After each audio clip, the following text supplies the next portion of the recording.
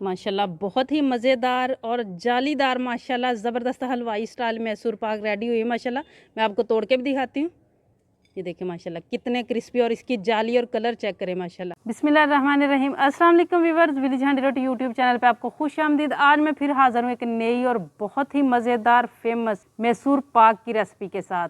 मैसूर पाक मिठाई जो है वो बहुत ही पसंद की जाती है, बहुत फेमस है और आज इसको बनाने का बहुत ही आसान तरीका मैं आपको बताने वाली हूँ। बस आपने ये करना है कि वीडियो को एंड तक देखिएगा, लाइक और शेयर ज़रूर कीजिएगा। चैनल पे नए हैं तो सब्सक्राइब कर लें।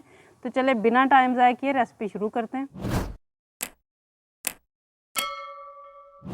मैसूर पाक बनाने के लिए सबसे पहले बिस्मिल्लाहिर्रहमानिर्रहीम 1 कप यहाँ पे मैंने लिया है बेसन का और यहाँ पे 2 टेबलस्पून मैंने मैदा लिया है। ये दोनों चीज़ों को अच्छी तरह मिक्स कर लेना। इनकी क्वांटिटी का भी बहुत ख्याल रखना है आपने। और यहाँ मेरे पास है मेल्ट किया हुआ घी, डालडा घी है, आप देसी घी भी इस्तेमाल कर सकते हैं। कोशिश करें ऑयल इस्तेमाल ना करें क्योंकि मिठाइयों में घी ही ज़्यादा ठीक रहता है और ज़्यादा अच्छा फ्लेवर आता है। और ये मेल्ट किया हुआ होना चाहिए। ये पहले मैं 2-3 टेबलस्पून इसमें शामिल करूँगी, फिर हम देखेंगे कि हमें कितनी ज़रूरत पड़ती है। इनको अच्छी तरह से मिक्स करना है और इसका एक पेस्ट सा हमने बना लेना। और पेस्ट जो है ना वो बिल्कुल उसमें गुठलियाँ नहीं होनी चाहिए। ये टोटल जो घी था मेरे पास ये 4 से 5 टेबलस्पून था और अभी मैं आपको बताती हूँ कि इसमें कितना गया है। वैसे ये थोड़ा बहुत कम या ज़्यादा भी मेरी जो नाप है उसके हिसाब से और आपके हिसाब से हो सकता है, क्योंकि ये डिपेंड करता है कि आपने बेसन जो है वो लेवल करके लिया है या नहीं। मेजरिंग कप के साथ है मेरा बेसन का भी जो है ना वो नाप। ये देखें इस तरीके से हो गया। अभी थोड़ा सा हम इसको और पतला करेंगे। तो ये 4 टेबलस्पून जो है ना 5 टेबलस्पून घी इसमें चला गया। अब इसकी सारी गुठलियाँ ख़त्म करनी है। ये देखें इसकी सारी गुठलियाँ ख़त्म हो चुकी हैं। अगर इस पॉइंट पे आप गुठलियाँ ख़त्म नहीं करेंगे तो आगे जाके फिर जो हम स्टेप अगला करेंगे उसमें प्रॉब्लम होगा। ये रेडी है, इसे साइड पे करेंगे और अब उस चीज़ को ट्रे को रेडी कर लेना है जिसमें हमने बनाना है। मैं इसमें बनाऊंगी तो मैं इसको पहले से इस तरीके से रेडी करके रखूँगी। किसी बड़े बर्तन में इसको रख लेना है। यहाँ पे आप कोई भी सिल्वर की, स्टील की, मेटल की कोई भी आप ट्रे ले लें, कोई भी इस तरह का बर्तन ले लें। अब हम अगला काम करते हैं। बर्तन हमने रेडी कर लिया। अब यहाँ मेरे पास घी है 2 कप। इसको मैंने ली है सिलेंडर से हेल्प। इसके ऊपर हमने गर्म होने के लिए रखना है। खोलता हुआ बिल्कुल घी होना चाहिए। और यहाँ मैंने दूसरा चूल्हा जो है वो भी चलाया हुआ है, क्योंकि पास पास चूल्हे जो है ना 2 वो रेडी होने चाहिए जब आप ये वाली मिठाई बना रहे हों। तो अब यहाँ पे मीडियम आग मैंने जला ली है। कढ़ाई रख लूँगी चूल्हे पे। बिस्मिल्लाहिर्रहमानिर्रहीम। और पास ही हमारे वो घी जो है वो भी गर्म होता रहेगा। 1.5 कप मेजरिंग कप के साथ पानी है और 2 कप चीनी है। ये मैं इसमें डालूँगी और इसकी हम बनाएंगे 1 तार वाली चाश। इसको मुसलसल हिलाते हुए हमने पकाना है, क्योंकि ये नीचे से जो है ना वो कैरामल होना ना शुरू हो जाए।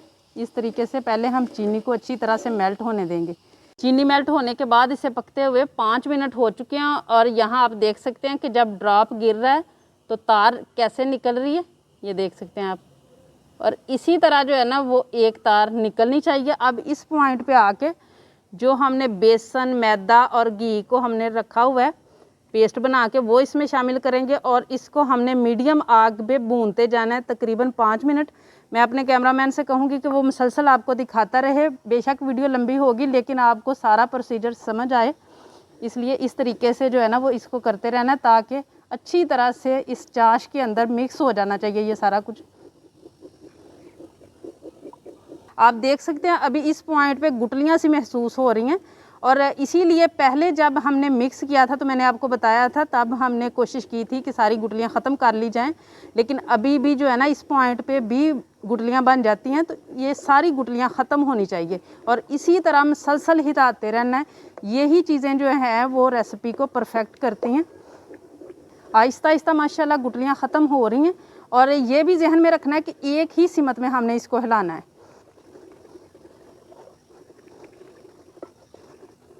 इस तरीके से किनारों को साथ साथ साफ़ करते रहना है।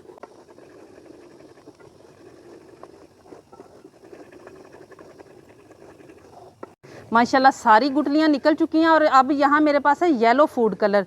ये ऑप्शन है, अगर आप चाहें तो डालें, चाहे तो इसे स्किप कर लें। ये तकरीबन 1 चुटकी के बराबर मैंने इसमें डाला है। और अब जो है ना इसी पॉइंट पे मैं इसमें शामिल करूँगी थोड़ा थोड़ा करके ये जो हमने खोलता हुआ घी रखा है, ये आप देख सकते हैं बिल्कुल धुएं निकलने वाला इसकी कंडीशन है। और इसी तरह होना चाहिए मुसलसल। ये मैं बात पे इसलिए ज़ोर दे रही हूँ, ये बात बहुत अहम है।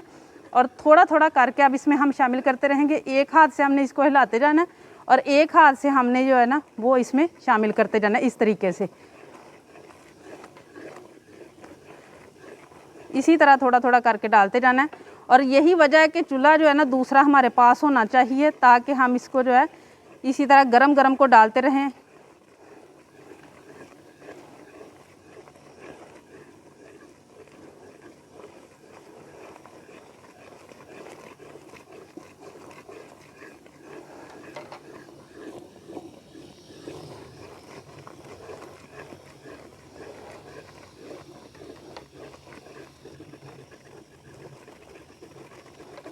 इसी तरह ये सारा प्रोसीजर हमने करते जाना है जब तक ये अच्छी तरह से कढ़ाई को ना छोड़ दे और जो चम्मच जिससे हम हिला रहे हैं इसको ना छोड़ दे। तब तक हमने इसी तरीके से इसको घी डालते हुए घुमाते रहना है।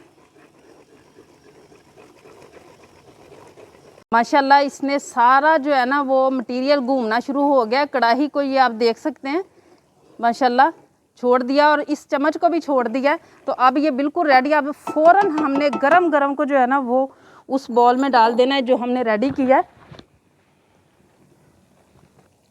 फ़ौरन हमने इस बॉल में डाल देना है इसको। और अभी ये घी जो है वो हमने इसमें डाल दिया और इसको बहुत ज़्यादा ऊपर से कोई दुरुस्त करने की, कुछ भी करने की ज़रूरत नहीं है, ना हमने इसको हिलाना है। इसी तरह हम इसको जो है ना वो पड़ा रहने देंगे तकरीबन 50% तक ठंडा होने के लिए। उसके बाद इसको हमने टच करना है। अभी इसको हमने कुछ नहीं करना।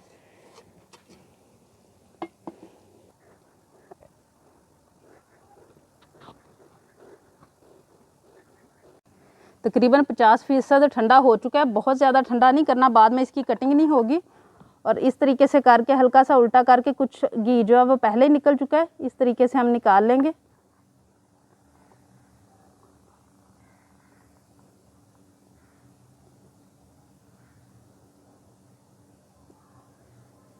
और इसके अलावा भी तकरीबन 1 प्याली जो घी की है वो बच चुका है और कुछ ये निकल गया। जितना उसको मतलब चाहिए था उतना उसने जज़ब कर लिया अपने अंदर।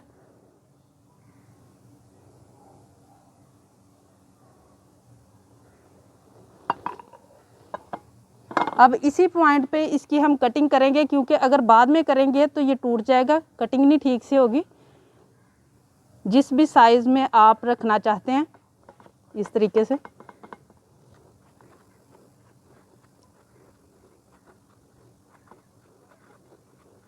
किनारों से भी अभी इसी पॉइंट पे हम थोड़ा सा जो है ना वो छुड़वा लेंगे।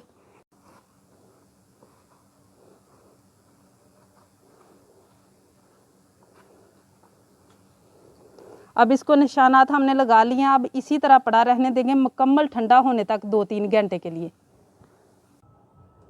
माशाल्लाह मैसूर पाक को रखे हुए तकरीबन 2-3 घंटे हो चुके हैं और ये मुकम्मल ठंडा हो चुका है। और अब इसको हम निकालने की कोशिश करेंगे एक साइड से पहले, क्योंकि मोल्ड जो है वो काफ़ी टाइट होता है और ये वाली जो पहली है ना एक टुकड़ी, उसको निकालने में थोड़ा सा प्रॉब्लम होता है। और ये क्रिस्पी भी माशाल्लाह काफ़ी होता है। और ये देखें माशाल्लाह, और माशाल्लाह इसका कलर देखें, दरमियान से देखें डार्क शेड और साइड से जो है ना वो माशाल्लाह लाइट शेड। बहुत ही क्रिस्पी आप देख रहे हैं माशाल्लाह। बहुत कमाल की जो है ना मैसूर पाक माशाल्लाह रेडी हुई है, वो भी घर पे।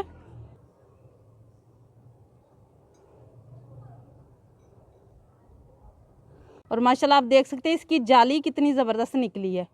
यही इसका परफेक्ट बनने का ये होता है कि जाली भी बने और कलर भी जो है ना वो भी अंदर से मुख्तलिफ और किनारों से जो है ना वो मुख्तलिफ हो।